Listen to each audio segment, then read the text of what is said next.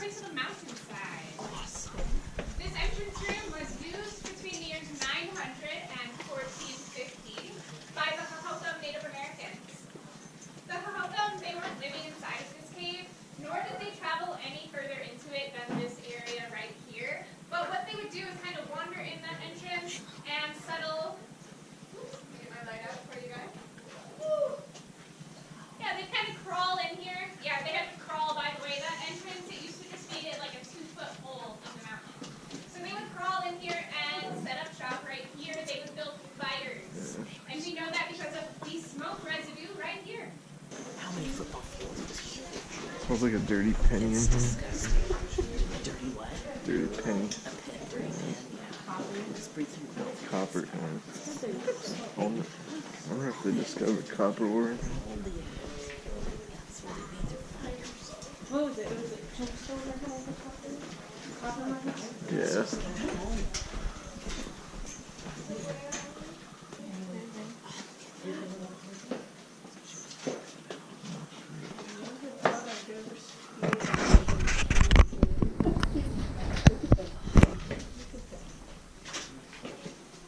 And again, like she said, if you actually power wash them,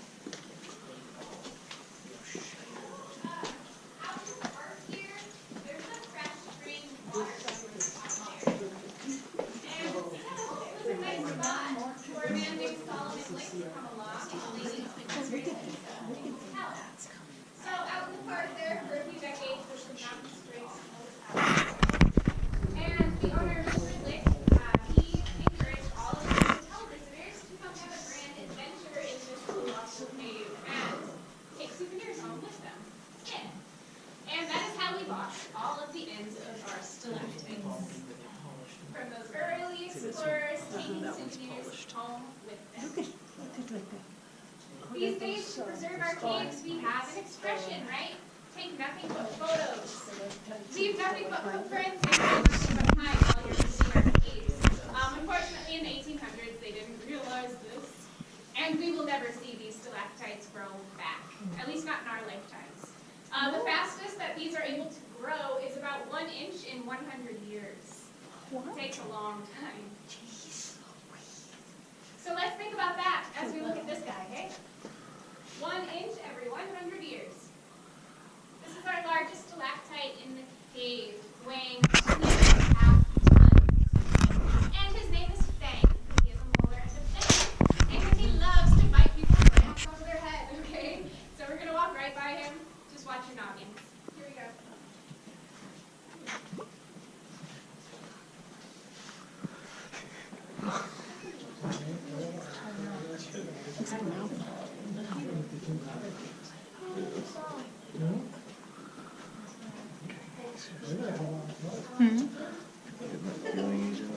Oh, really?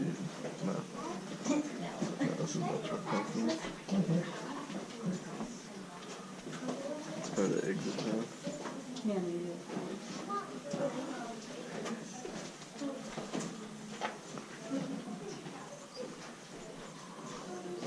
It's huge.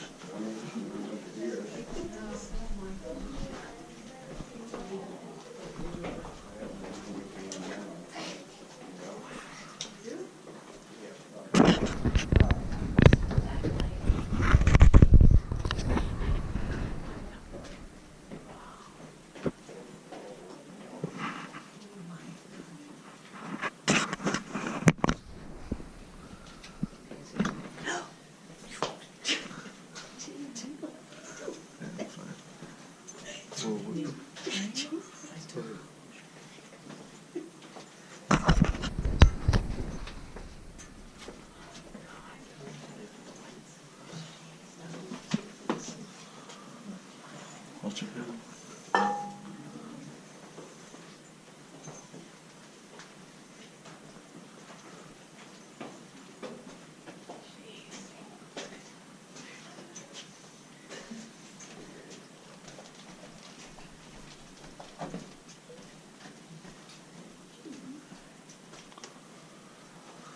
This is the largest room that we're going to stop in today.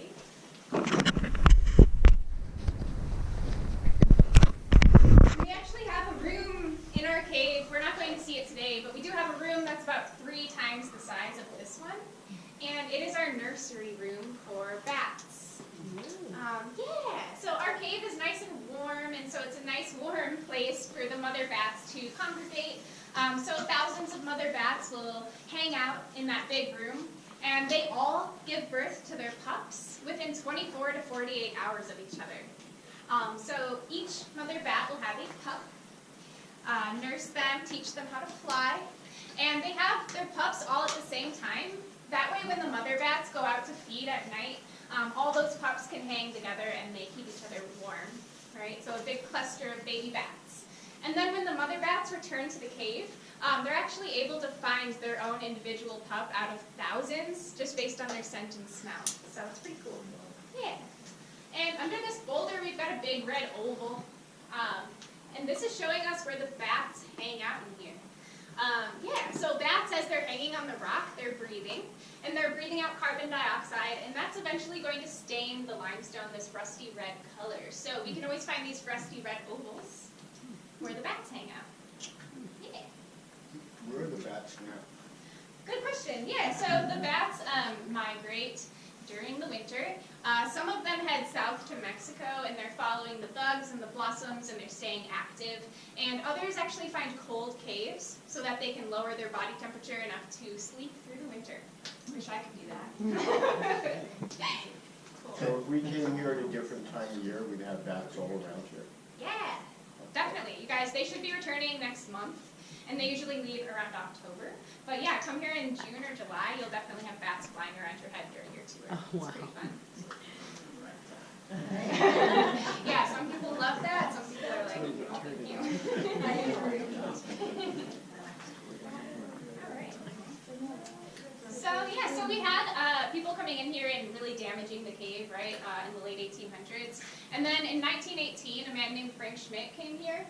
He had just arrived to the U.S. from Germany, and he was kind of exploring, and he came and stayed at that Mountain Springs Hotel, and he went on one of Mr. Lick's vandalism tours. He came into this cave, he basically fell in love with it, right? He saw how beautiful it is, and he was really upset by all that damage. So he went to the Chamber of Commerce, and he described the situation, wanted to know what he could do about it, and really the only option that he had was to buy the mining lease to this cave, right? So Mr. Lick had the property, but by buying the mining lease, Mr. Schmidt, he basically bought this cave right out from Mr. Lick's feet. So we can see on this one, this is pretty high up, so we know there was a whole lot of water flowing right down. Make sense? There's also a hole in this column, and that is because Mr. Schmidt's tours, guys, they were all lit by candlelight, right? So there's holes drilled all throughout the cave because candles used to be lit all through here. I wish I could see that.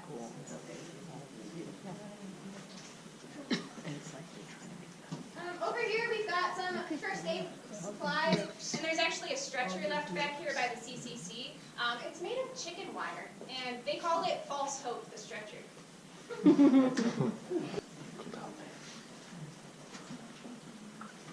Dude, I wonder how deep that goes.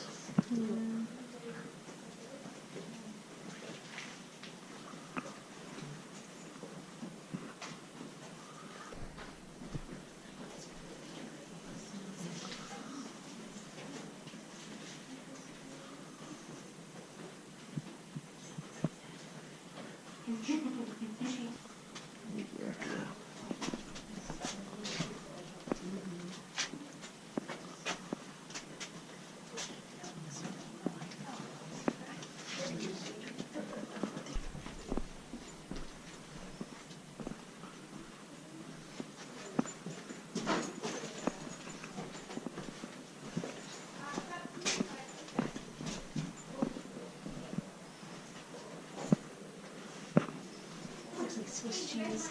You guys can keep moving. We're dividing the group up so we can hang out right here together. And the rest of you come on in this room. Cool. So right here, this is as far into the mountainside as we'll be today. So we're a quarter-mile in to the mountain. But in here, look around and we see that this calcite buildup begins and ends at the same height all the way around our room. And that is because this is an old water line that we're looking at, all right?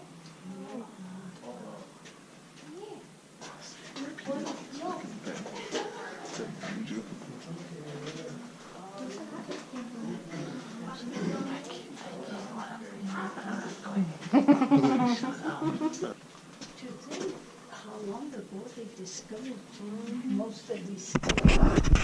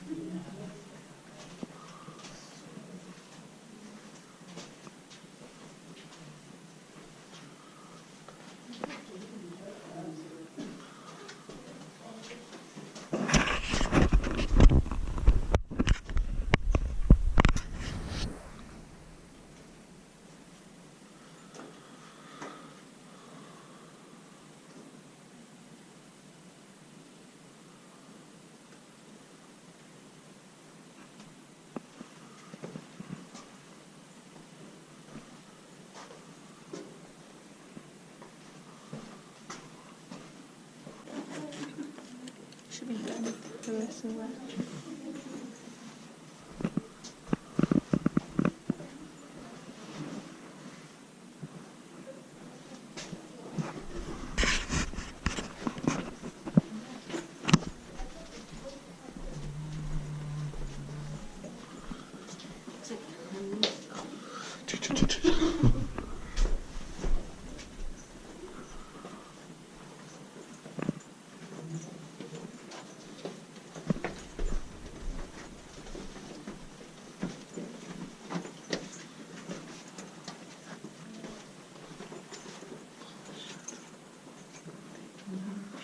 I'm the cameraman.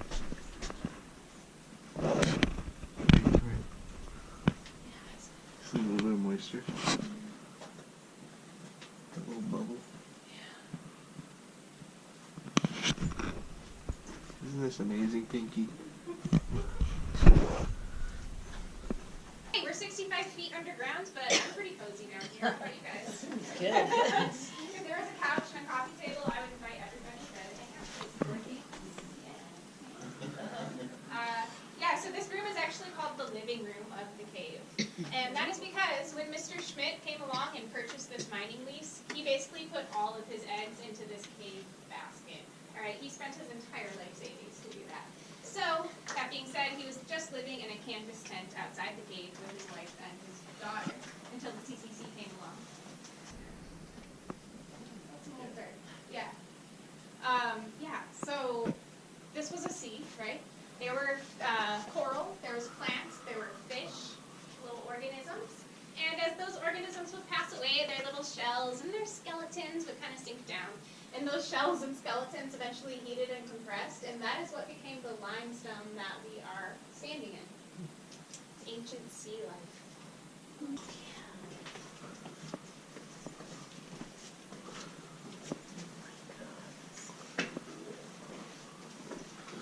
Yeah, so guys, the entrance at Pepper Sauce is probably about Gorgeous.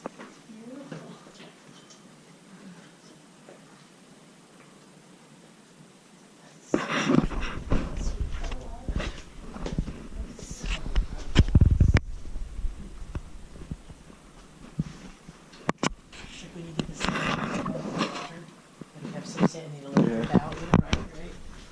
So cool. And this is a little bench. So this is really fun. It's also a way for us to know if a stalactite is pure crystal or not, right? So we can do a little comparison. Oh. All right. This does complete our tour. Thanks everyone for coming out to support the park. I look up, I get all messed up. Don't you? Look at this one.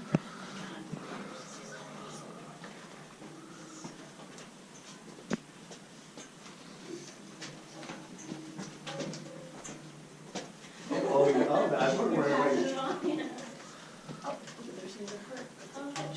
Wow, how fun. Oh, you went, oh, there you go, baby, sorry. Very cool. Very cool. Is that one? No, guess not. Good. Try We'll it never out. get out of here.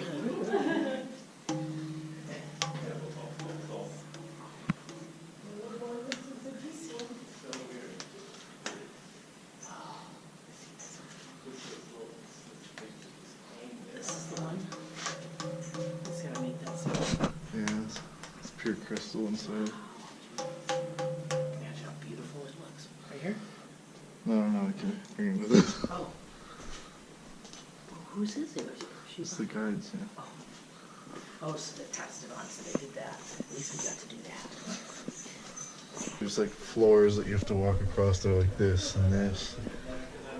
Oh, in the cave? And that one we did, yeah. Oh.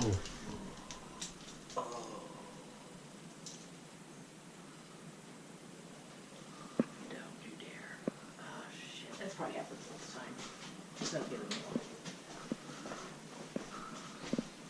Both going, I know, now I gotta do this. I know. Should I go in there? I'm gonna grab it. Don't. No. Jesus Christ. They really need this, you know. Okay, look at your feet, don't look at the sun.